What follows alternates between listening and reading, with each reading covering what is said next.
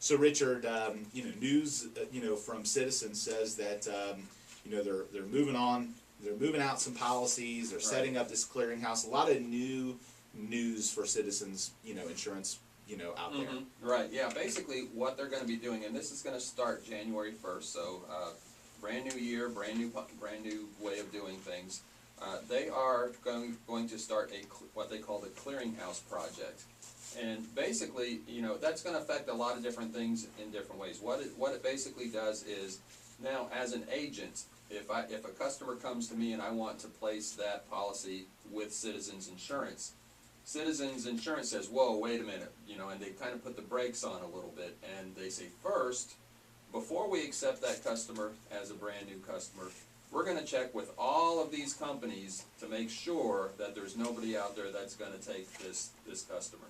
And that they take the information that we supply them, and they run that information through all of the companies that they have relationships with. And if any one of those companies comes back with a similar quote that's within 15% of the price that Citizens would have quoted them, then basically it does two things. It makes Citizens says, well, there are other quotes available out there, so they can't have a Citizens policy. So they immediately become ineligible for a Citizens policy.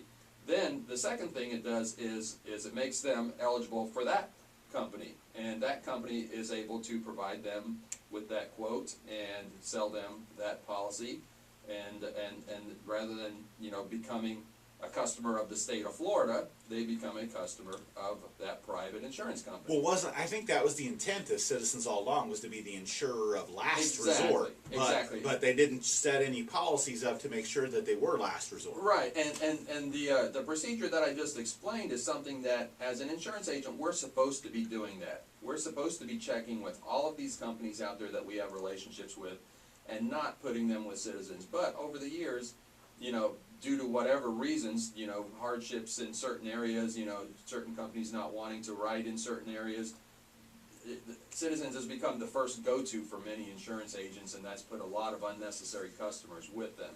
And so, like you said, in the past there really hasn't been any way to police what we're supposed to be doing. Now Citizens has decided they're going to go ahead and start policing it themselves, and seeing if there's other companies out there that'll take these customers. And to be honest with you, I think it's a good idea.